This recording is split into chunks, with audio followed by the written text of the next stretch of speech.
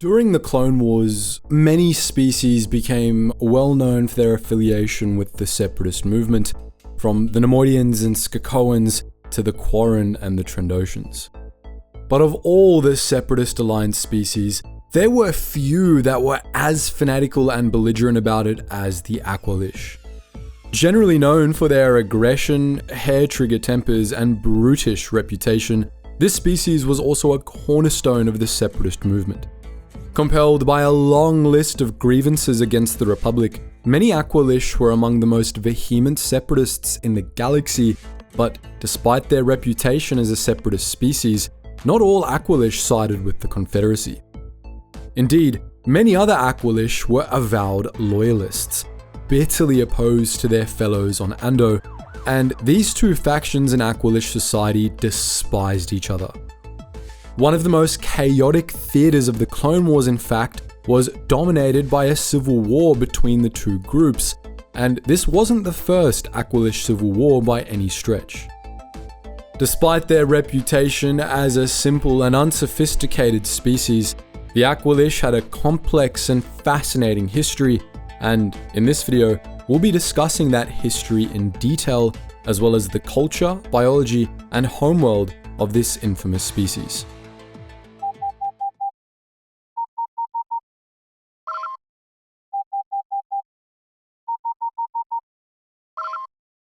Attention, Sergeant on deck! The Aqualish hailed from the planet Ando, but they controlled a few dozen colony worlds in their slice of the galaxy, all located in the Lambda sector of the Mid-Rim. The Lambda sector was on the larger side as far as sectors went, and the Corellian Run, one of the 5 most prominent hyperspace routes in the galaxy, passed through it on its way toward Tatooine and Ryloth. The Run divided the Lambda sector into 2 regions, a sprawling subsector of human-dominated worlds in the trailing sectors, which included the sector capital of Rinton, and a more densely populated subsector on the Run itself and in the Slice, which was where the Aqualish worlds were located. The Aqualish had one major colony, Andosha II, on the Corellian Run itself, while their homeworld of Ando was located just off the Run, along a well-travelled connecting route leading deeper into the Mid-Rim. This region of space was well populated, and when the Aqualish weren't at war, it was well travelled.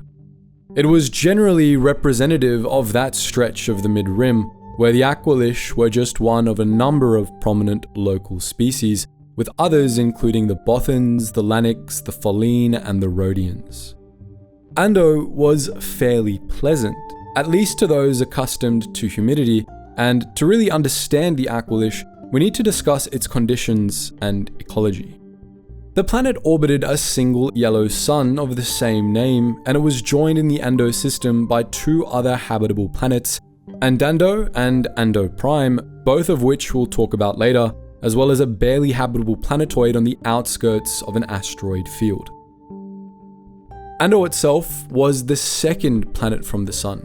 It was orbited by 2 moons, had a 26-hour day, and had an orbital period of 342 local days.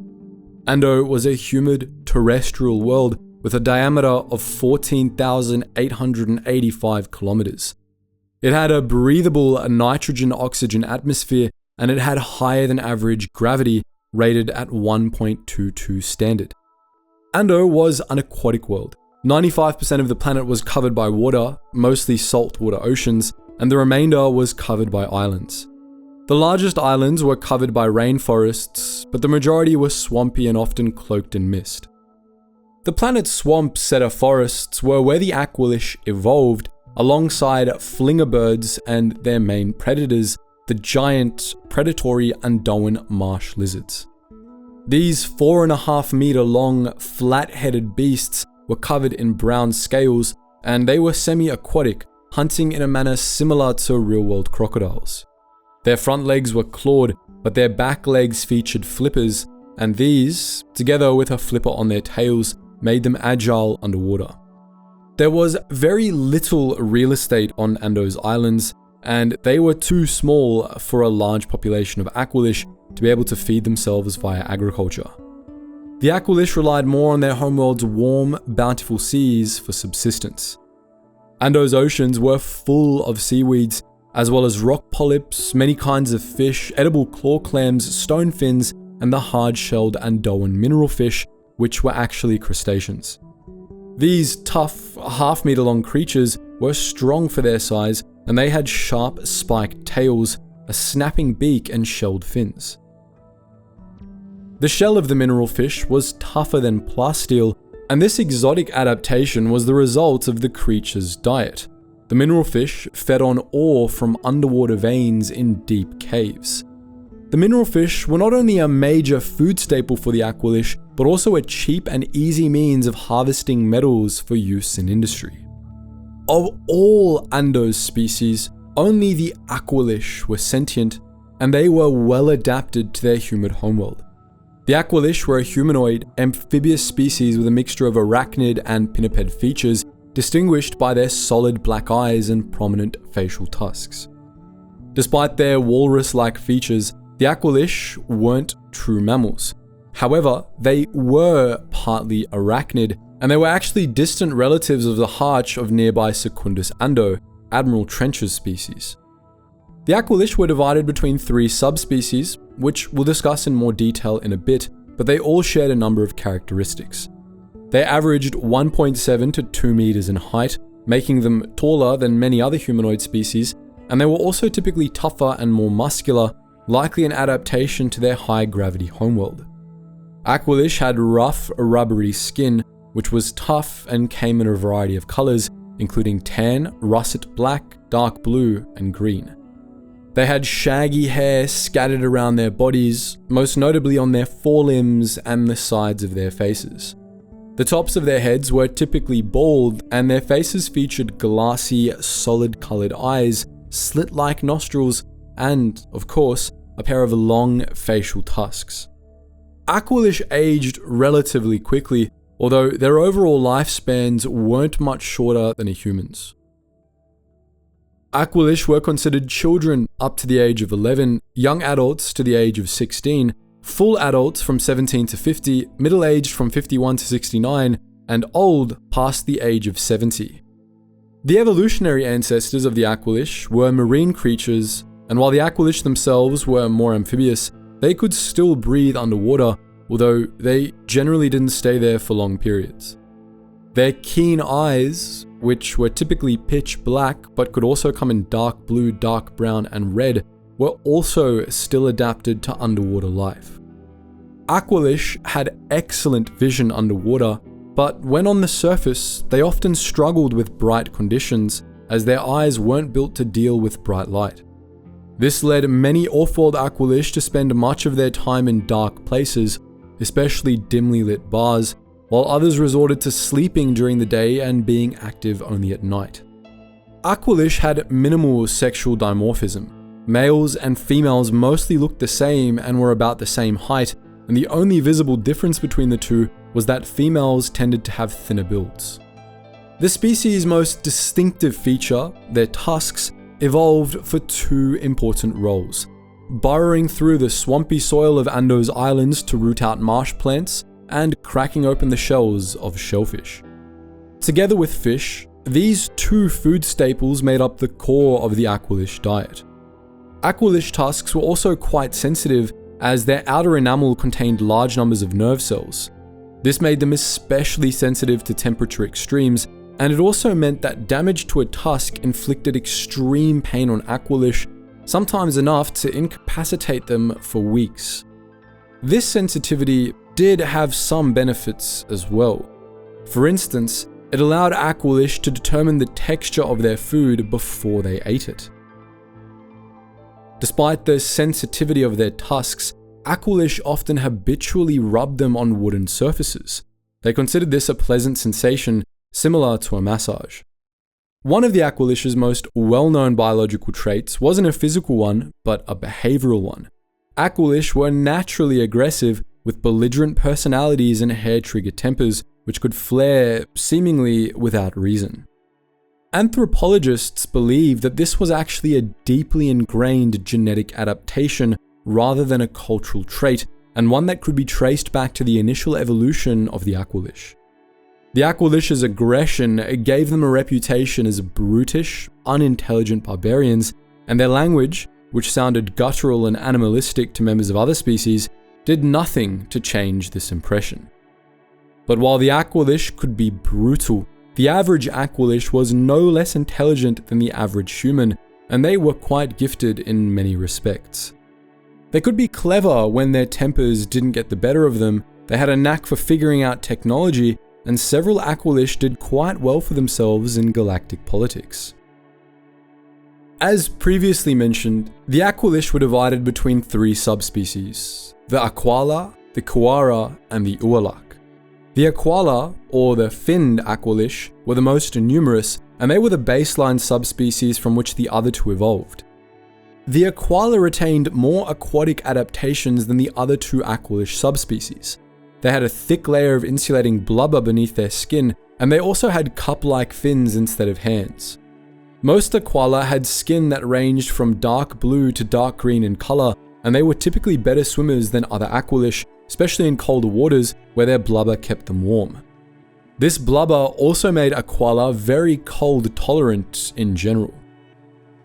Due to their fins, which weren't nearly as dexterous as the fingers of other Aqualish subspecies, Aquala often struggled to operate many forms of Republic technology, and life off-world was often hard for them. As a consequence, Aquala were rare outside of Aqualish space, although they were a large majority of the population on Ando itself. There, the Aquala generally lived close to or out on the oceans, living on the shores of small islands or aboard sea ships or floating cities. The Aquala managed Ando's fishing industry, and they often persecuted the other two Aqualish subspecies, the Kuara especially, though they did share power with the Ualak sometimes. The Kuara subspecies, to which the notorious smuggler Ponda Baba belonged, were actually the least numerous of the three Aqualish subspecies, making up just 1/10 of Ando's population. However, they were the most well-known in the greater galaxy, and many Aquala would argue that they gave the whole species a bad name. The Kuara were similar to the Aquala, but they lacked the Aquala's blubber and had humanoid hands, which featured 5 clawed digits, giving them far superior manual dexterity. The Kuara left Ando's oceans behind millennia before contact with the Republic, and instead they lived in the planet's swamps, originally subsisting off a mix of plants, waterfowl, and meat from land creatures. The Kuara were the most aggressive Aqualish subspecies, and they were notorious in the greater galaxy for how many of them lived as thugs. They did better among off-worlders than the Aquala due to their more humanoid hands, which allowed the Kuara to use most Republic technology. They contributed the most to the Aqualish species' reputation as brutes, and this was just one of the reasons the Aquala didn't like them. On Ando itself, the Kuara were severely persecuted, and as a consequence, many of them left Ando for other planets. Similar to the Twi'leks, Kuara Aqualish were more common on other worlds of the galaxy than they were on Ando itself. Lastly, there were the Ualak, who diverged the most from their Aquala ancestors. Like the Kuara, the Ualak lacked the Aquala's blubber layer and had humanoid hands instead of fins, giving them better manual dexterity, but they had the additional quirk of having 4 eyes with a pair of smaller eyes below their main eyes. These eyes, which gave the Ualak an especially spider-like appearance, evolved as a result of the Ualak having evolved to live in the dark depths of Ando's fog-shrouded rainforests and deep caves. The Ualak's large upper eyes functioned like those of the other Aqualish, while the smaller lower eyes were designed for night vision, allowing them to see in the dark places they called home. This had the unfortunate side effect of making the Ualak extra sensitive to bright lights. Ualak often had pale tan skin, and they kept to themselves more than the Kuara and Aquala, though they still got involved plenty in the Aqualish's internal conflicts. Ualak weren't as common in the outside galaxy as the Kuara, and they weren't as common on Ando as the Aquala, but despite this, many Ualak Aqualish rose to prominence, with the most prominent Aqualish politicians during the Separatist crisis all being Ualak. Urlak were still persecuted by the Aquala back on Ando, but evidently not to the extent they were kept away from political power. All three of the Aqualish subspecies hated one another. They all saw themselves as superior to the other two, and they had different cultures and dialects of the Aqualish language as well. However, these cultures all had several common traits, and to outsiders, they were far more alike than they were different. For starters, all three Aqualish cultures were based on displays of strength. The Aqualish valued strength very highly, and they looked down on those they considered weak, often treating them with hostility. The Aqualish associated strength with aggression, and they would often be rude and confrontational when meeting people as a way to assert their strength and thus their dominance. If the other person didn't act similarly in response or defend themselves, the Aqualish would assume that they were weak and they would treat them as lesser. Among their own kind, Aqualish habitually bullied those they saw as weaker than them, which was part of why they gravitated toward careers as criminal enforcers, bounty hunters, or other thuggish professions out in the greater galaxy. The Aqualish were prone to getting violent, which not only contributed to their thuggish reputations, but also led to many civil wars over the millennia. Their preference for violence, hair-trigger tempers, and disdain for those that weren't as aggressive as they were made the Aqualish hard to negotiate with, and although Aqualish politicians proved quite adept at dealing with the nuances of galactic politics, very few Aqualish had a talent for negotiation or diplomacy. Aqualish that became Jedi often struggled with their anger, but the Jedi had disciplines that helped many Aqualish Jedi overcome this. Due to their cultural proclivities toward bullying, persecution was a fact of life among the Aqualish. The dividing lines were most often based on species historically, but during some periods of Aqualish history, political affiliation was seen as a more important distinguishing factor. Fanatical factionalism was also common among the Aqualish, making those Aqualish aligned with certain political causes very strong supporters of said causes. Many Aqualish on Ando also had a dislike of non-Aqualish and a strong hatred for the galactic government, and Aqualish that lived outside of Aqualish space tended to have similar views, but more out of cynicism and a general low opinion of the galaxy, born from the fact that most off-world Aqualish either fled Ando to avoid persecution or were descended from Aqualish that did. The Aqualish of some Aqualish colonies were more amicable to outsiders in the Republic, however, and the Aqualish as a whole were far from a monolith, with dissenters being common in virtually every sphere of Aqualish society. Kuara and Urlak Aqualish were pretty good at reverse engineering and mastering the technology of outsiders, but they weren't known for being innovative, and they didn't invent much of their own.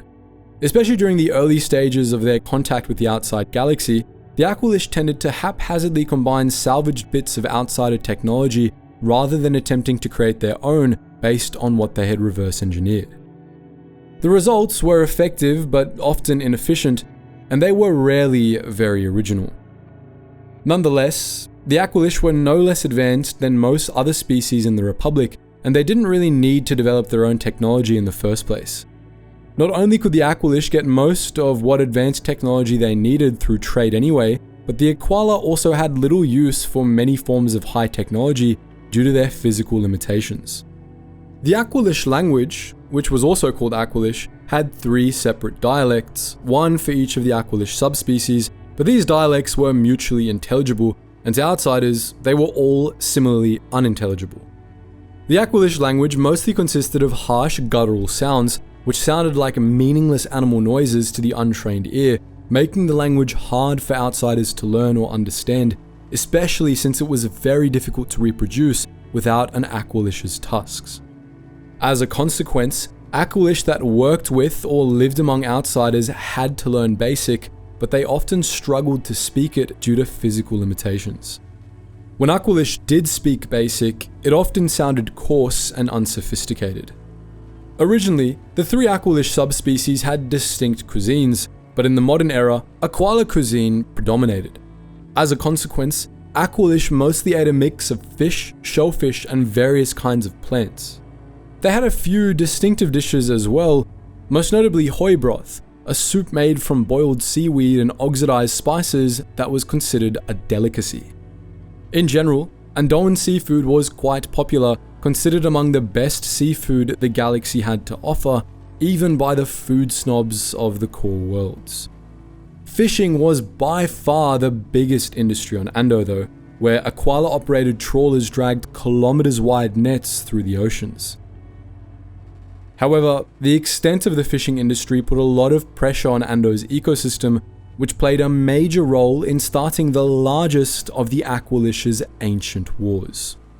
In the time before the Republic came to their world, wars among the Aqualish were common and brutal. Even as the three Aqualish subspecies developed complex societies and technology, they fought one another endlessly, using weapons made from metal extracted from the shells of mineral fish. Despite all the fighting, the various Aqualish societies thrived, advanced, and grew in size, but as the Aqualish population grew, demand for food increased, to the detriment of Ando's environment. Overfishing soon led to a sharp decline in the populations of many fish species the Aquala relied on for food, and rather than recognizing their own responsibility for this, the Aquala blamed the Kuara and the Ualak for their misfortune. This quickly escalated into a global war between the three subspecies, known as the Aqualish Civil War. The Aqualish Civil War was the most devastating conflict between the three peoples, and it was so brutal that it might have led to the outright extinction of the Aqualish had it not been interrupted. In the midst of the war, an alien spacecraft landed on Ando carrying prospective settlers from the Republic, either Corellians or Duros, depending on the account. Either way, they made contact with the Aqualish, who were initially afraid of the newcomers. But this fear quickly turned to rage as the Aqualish came to believe that the aliens were invaders, and as a consequence, they attacked the outsiders and killed them all. Once the trespassers were dead, the Aqualish seized their ship, which they had been careful to leave intact. The Aquala, Kuara, and Ualak then agreed to a hasty truce, and together they began studying the alien vessel, hoping to reverse engineer it and build spacecraft of their own. Before long, the Aqualish had amassed a whole fleet of starships and taken to space, setting out in search of new planets to settle. Their first stop was Andando, one of the other habitable worlds in their home system, located one orbit closer to Ando's sun. The Aqualish settled Andando, spent a few decades systematically strip mining it for resources, and then devastated it in another civil war, blasting Andando's surface into molten rock before moving on to other worlds. Equipped with reverse-engineered hyperdrives, Aqualish ships began heading to neighboring star systems in search of new conquests. This aggressive campaign of expansionism quickly brought the Aqualish into contact with the Galactic Republic. By that point, their home system was already within Republic territory, at least on paper. The Ando system and the surrounding region of space had been charted by Republic scouts during the end of the Great Manifest period, circa 17,000 BBY. But Ando and its neighbors were still on the Republic's far fringe at this time, and they were among the many worlds on this fringe that escaped Republic attention for some time. But around 15,000 BBY, after the end of the Second Alsacan conflict, the Republic began sending envoys to the remote reaches of its nominal territory, seeking out new species and inviting them to join the Republic. When one Republic diplomatic ship was sent to Ando, the Aqualish opened fire on it immediately. However, the envoy's vessel had superior firepower and it was able to best its attackers and escape. The Aqualish saw this as a declaration of war by the Republic, beginning the Aqualish-Republic War.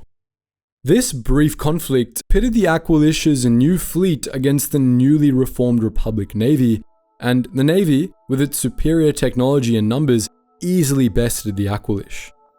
The Aqualish were forced to surrender, and the Republic made them sign a treaty which demanded that they disarm their hyperspace-capable starships, accept the supervision of Republic advisors over their planetary government, and agree to become a ward of the Republic until they were granted full citizenship. The Aqualish reluctantly agreed, and despite lingering resentment toward the Republic, they abided by the terms of the treaty, and before long, they became full members of the Galactic Republic. While Republic rule over Ando was initially quite restrictive, the terms of the treaty were relaxed as time went on, and the Republic developed an effective working relationship with the Aqualish. The three peoples of Ando were united under a stable planetary government. Aqualish society became a bit less overtly violent, and most importantly, Republic scientists were able to help the Aqualish repair the damage that overfishing had done to their seas, allowing populations of marine life to rebound and remain stable. The Aqualish established trade with other peoples in the Republic, and they were granted Senate representation after becoming full Republic members. Eventually, they resumed their colonization efforts, albeit less violently this time, settling a few dozen worlds across their corner of the Lambda sector.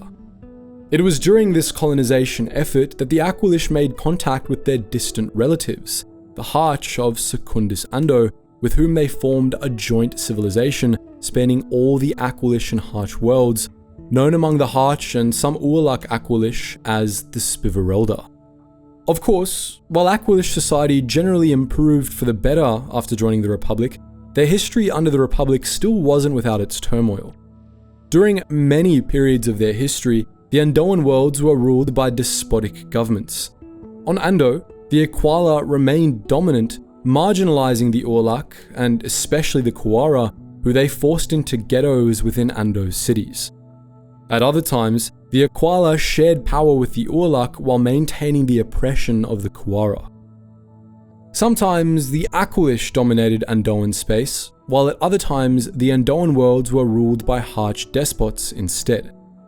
When the Harch weren't in charge, they often served the ruling Aqualish parties as cunning, manipulative advisors, sometimes sharing power genuinely and sometimes using Aqualish rulers as puppets. In general, the Aqualish and the Harch seem to have balanced one another out.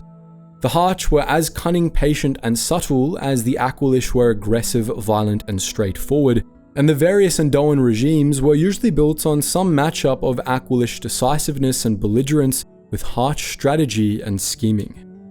The Andoan world's history of despotism naturally led to a concurrent history of civil unrest and revolution, leading to semi-regular internal wars that sometimes required Republic intervention. Such interventions rarely went over well with the Aqualish, who hated what they saw as the Republic meddling in their affairs. The Aqualish also occasionally waged war against their neighbors, much to the Republic's ire. The most notable such conflict was the Corellian Aqualish War, which was fought sometime around 4000 BBY, not long before the start of the Great Sith War. This war was fought in the depths of the Trans-Nebula sector on the outer edge of the Mid-Rim, not far from the Andoan worlds, where a faction of Aqualish, a group of exiled religious pilgrims known as the Baralenal, were attempting to establish colonies. These settlements were close to a cluster of Corellian colonies known as the Corellian Bloc, and as both groups expanded, an all-out war erupted. The destruction caused by the war was immense for a local conflict. One battlefield, Goroth Prime, was bombarded with asteroids and transformed into a wasteland, and in general, fighting between the Aqualish and Corellians was fierce. The Aqualish even dispatched a covert unit all the way to the Corellian system, where they secretly established themselves on Talos. The war eventually fizzled out, the ultimate outcome forgotten in the turmoil of the old Sith Wars. The fate of the Baralenal colonies is unknown, although the Aqualish party sent to Talos survived there for millennia after being forgotten by their commanders, becoming a band of raiders known as the Lost Aqualish. The Aqualish were occasionally drawn into the Republic's wars as well. Although they were inexplicably spared during the Pius Dea Crusades, Ando was attacked and briefly conquered by the Sith-aligned Krath during the Krath Holy Crusade, a theatre of the Great Sith War of 3996 BBY. Ando Prime, another planet in the Ando system, was a flashpoint of the galactic wars between the Republic and True Sith Empire, while Ando itself fell within Sith-controlled space during the final stages of the new Sith Wars. Circa 1004 BBY, the Brotherhood of Darkness defeated the Jedi's Army of Light in a battle at Ando, but the Brotherhood was destroyed a few years later, allowing Ando to rejoin the Republic. For most of the subsequent Golden Age of the Republic, the Aqualish did fairly well for themselves, though their society remained fairly turbulent. Of course, by that point, not all the galaxy's Aqualish were in Andoan space. Throughout their people's association with the Republic, millions of Aqualish left Ando and its colonies for other worlds across the galaxy. Many of these were Kuara or Ualak, and many of them were refugees fleeing persecution under Aquala governments. Major Aqualish communities formed on Gertafu 6, the town of Barton's Landing on Lamared, and on Coruscant, where there were 145 million Aqualish at the start of the Separatist crisis, mostly in the Tong Heights district, which was majority Aqualish. Among these off-world populations, Aquala Aqualish were fairly rare, though not unheard of, while Kuara Aqualish predominated. There were far more Kuara outside of Andoan space than within it, and as previously mentioned, they gave the whole Aqualish species a bit of a bad reputation. Aqualish in the greater galaxy, especially the Kuara, were often involved with the criminal underworld, living as bounty hunters, enforcers, smugglers, or petty thugs. More reputable Aqualish often worked as bouncers, mercenaries, salvagers, or in similar jobs. While Force-sensitive Aqualish were uncommon, a few Aqualish became Jedi, notably including the Padawan Window Nend.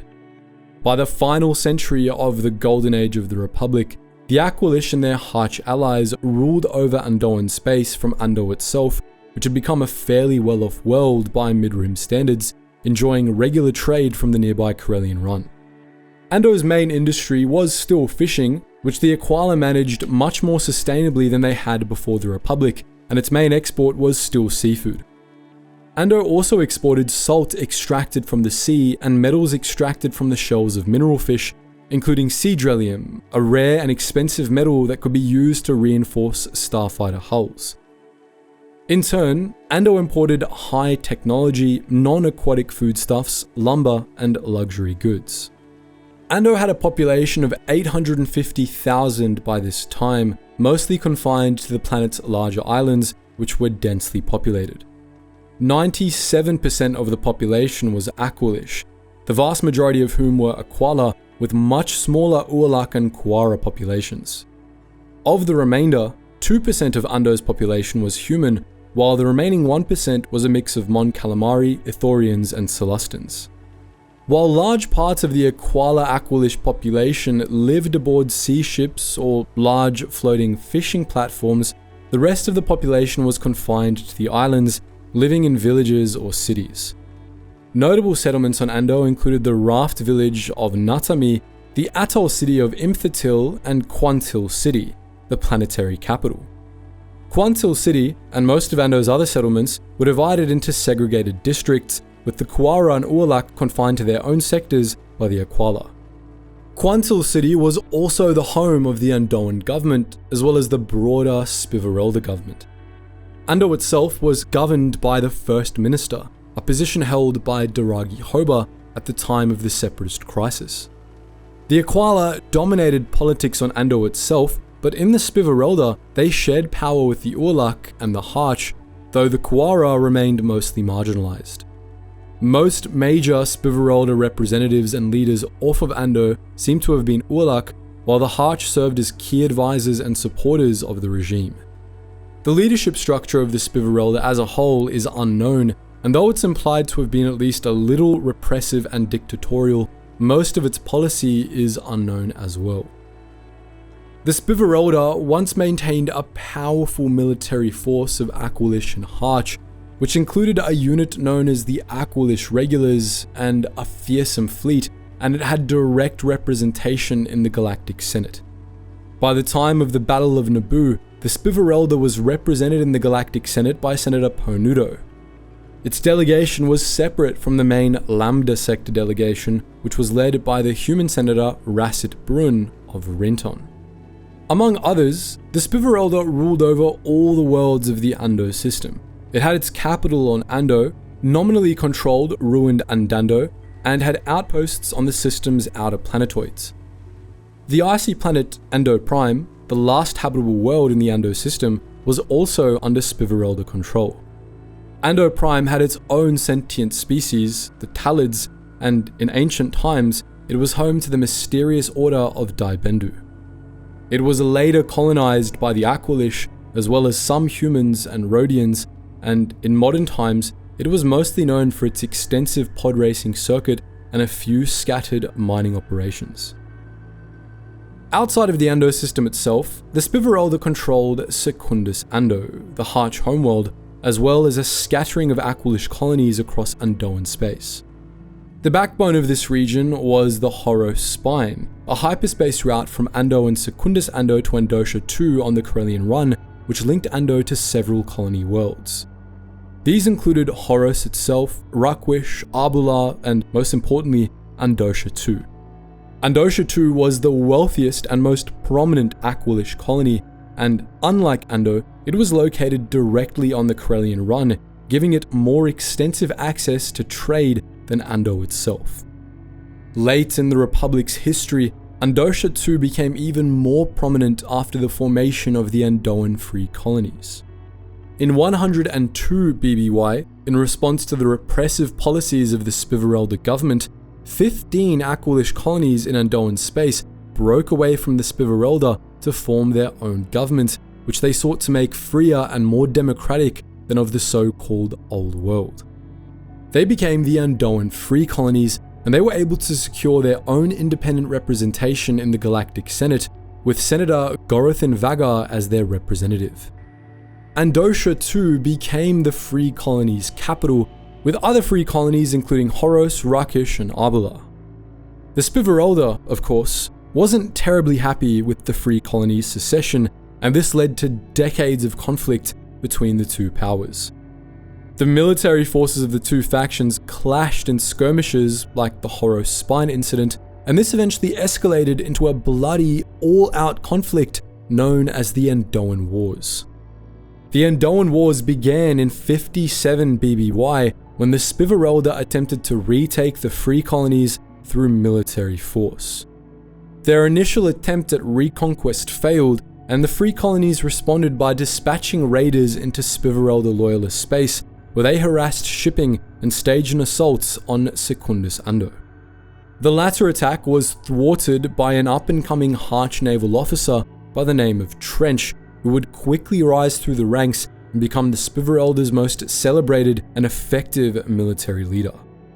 Trench led the Spiverelda military to victory in battles over Arbula and Horos, and in 39 BBY, his campaign culminated in the decisive Battle of Rakish. That bloody battle saw Trench employ ruthless tactics and overwhelming firepower to utterly crush the free forces, driving the Andoan free colonies to the brink of defeat. However, the carnage at the Battle of Rakish convinced the Republic that it had to intervene to prevent further bloodshed. The Senate dispatched a large judicial forces task force to Andoan space, separating the two sides and forcibly demilitarizing the Lambda sector. This intervention spared the free colonies, and it infuriated the Spiverelda, which had gone from total victory to humiliating defeat in a matter of days. The Republic imposed the Treaty of Rakish on the two sides, which forced them to both completely disarm, and it dispatched the Ando Demilitarization Observation Group to Andoan space to ensure that this treaty wasn't violated.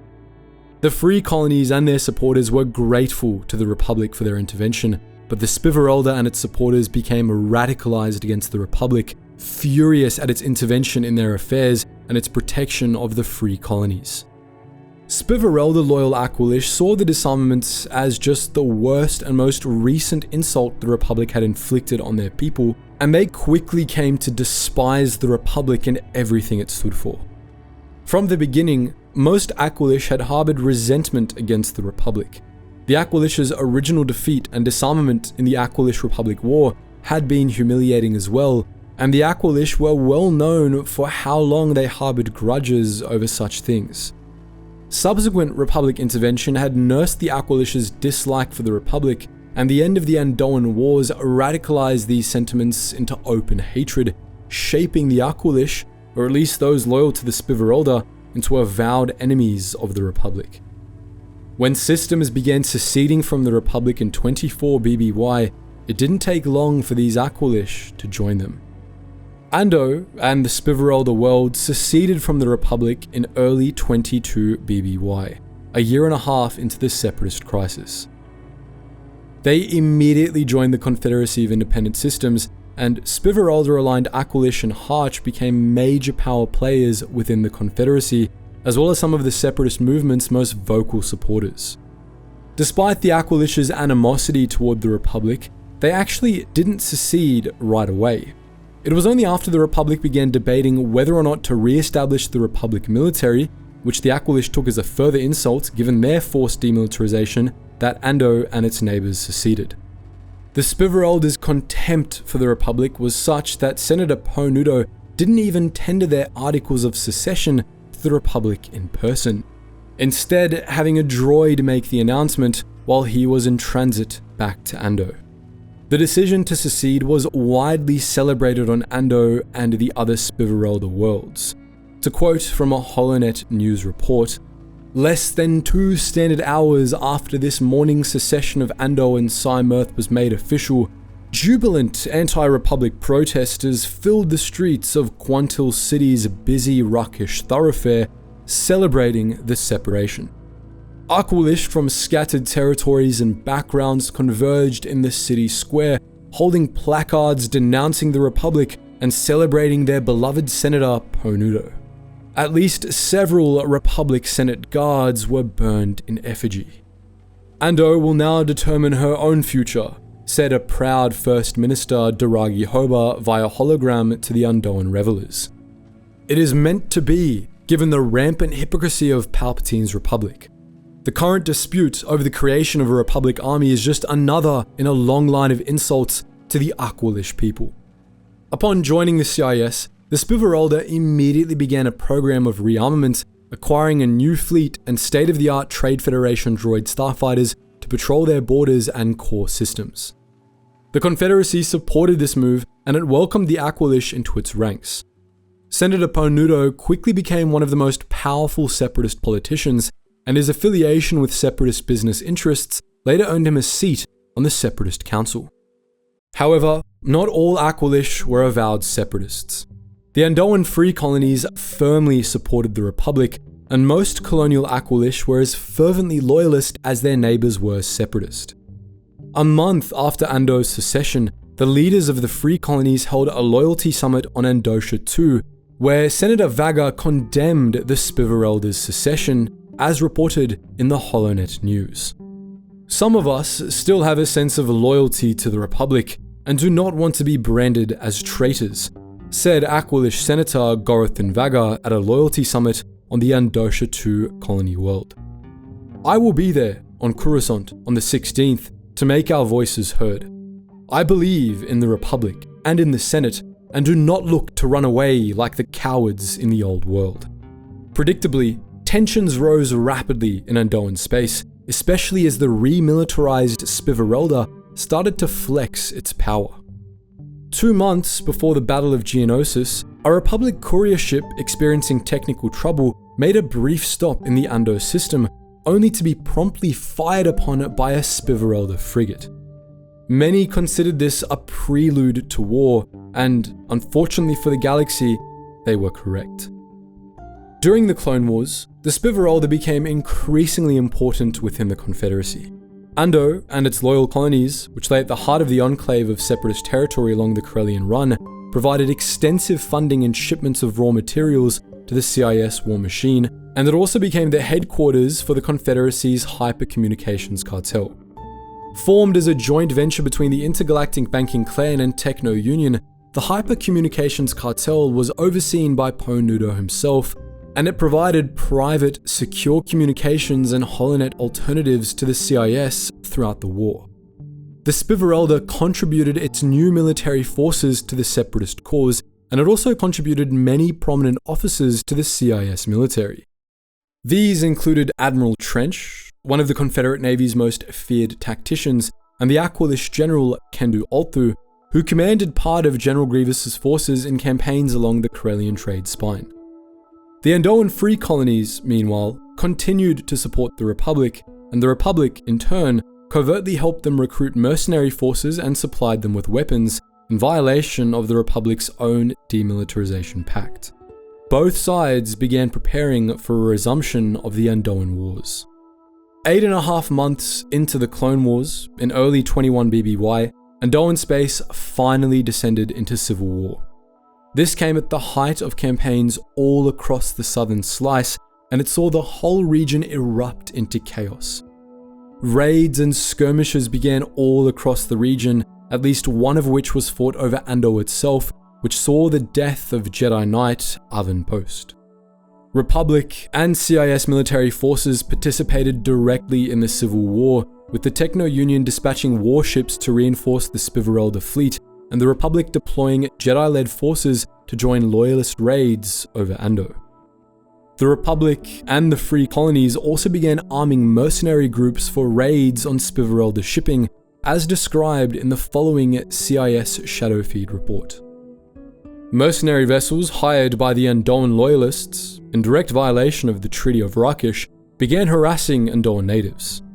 Examination of the mercenary craft wreckage indicates it belongs to the Ualak Pride, a loyalist-aligned extremist group. Experts found modern Republic technology modified for their unique four-eyed vision, suggesting direct complicity on the part of the government. Of course, Senator Vaga has not commented on the accusations of treaty violation, nor has the Republic or Andoan colonial media reported the breach. Confederacy strategists report that nearby Rhodia is the leading supplier of the Andoan colonist weaponry and is likely to be drawn into the escalating civil war. This led to at least one battle of Ando, in which Republic forces under Jedi General Shak Ti and Major Nick Rostu supported Aqualish loyalists in an assault on the Spiverelda capital.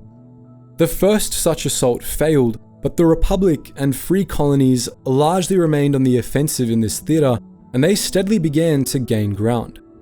By late 20 BBY, loyalist forces had defeated the Spiverelda, conquering Ando and the other Aqualish separatist worlds, driving the separatist forces on the Corellian run into the Outer Rim. The Aqualish's bid for separation from the Republic failed, and the subsequent Republic occupation the Spiverelda worlds experienced ultimately morphed into an imperial military governorship.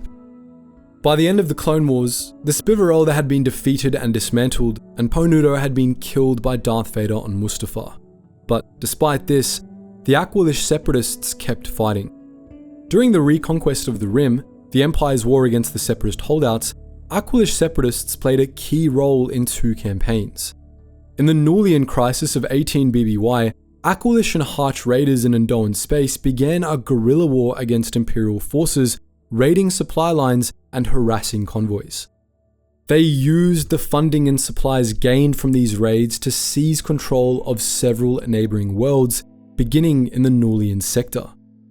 However, the Empire dispatched a task force to flush the separatists out, and the raiders were soundly defeated at the Battle of Galbaron, ending their campaign. In the Western Reaches operation of 17 BBY, meanwhile, General Kendu-Olthu took command of the remaining separatist forces and put up a spirited resistance against the Empire, fighting several battles with the Imperial military before his death in the Battle of Ogoth Tir. The reconquest of the Rim left the Empire in firm control of the galaxy, which was bad news for the Aqualish, given how the Empire punished separatist populations and the speciest policies it enforced. The Empire put Andoan space under martial law, establishing a garrison on Ando and turning the planet into a brutal police state. The Empire took the natural resources of the Aqualish worlds to fuel its war machine, a campaign of exploitation that included the Ando Project, which saw the Empire begin mass harvesting mineral fish to extract key metals from their shells. Naturally, the Aqualish quickly came to hate the Empire, but despite this, few of them joined the Rebel Alliance. Many Aqualish still resented the Republic the Alliance wanted to restore, after all, and so the Aqualish preferred to fight the Empire on their own. After the death of Emperor Palpatine in the Battle of Endor, the Aqualish were initially able to throw off the Empire which largely abandoned the Lambda sector as part of its retreat from the southern rim. However, the Moth of the Lambda sector, Pa Lankin, became an Imperial warlord and retook control of Andoan space, gathering a fairly large Imperial force in his home sector. The New Republic initially decided to contain rather than confront Moff Lankin, but he had nonetheless fallen from power by 8 ABY, leaving the Aqualish free of Imperial rule at last. Ando was attacked in a feint by the forces of Grand Admiral Thrawn the next year, but by and large, Andoan space would remain in the New Republic. During the Yuuzhan Vong War, the Vong conquered Ando and the other Aqualish worlds during their campaign through the Southern Slice. They initially issued an ultimatum to Ando, demanding the Aqualish destroy all droids on the planet and surrender the visiting Jedi Dorsk 82 to them. In exchange, the Vong promised to leave Ando alone. The Aqualish complied, but they were subjected to Vong occupation anyway. The Aqualish suffered under the Yuuzhan Vong, and after the Vong's defeat and the end of the occupation, they were left in a state of disunity. They chose to remain independent from the new galactic government, the Galactic Federation of Free Alliances, and set out to rebuild Ando and its colonies themselves. So, that's our look at the Aqualish, one of the most volatile yet fascinating species in the galaxy. But what do you think? Are there any other species we should take a look at or that you'd be keen to learn more about?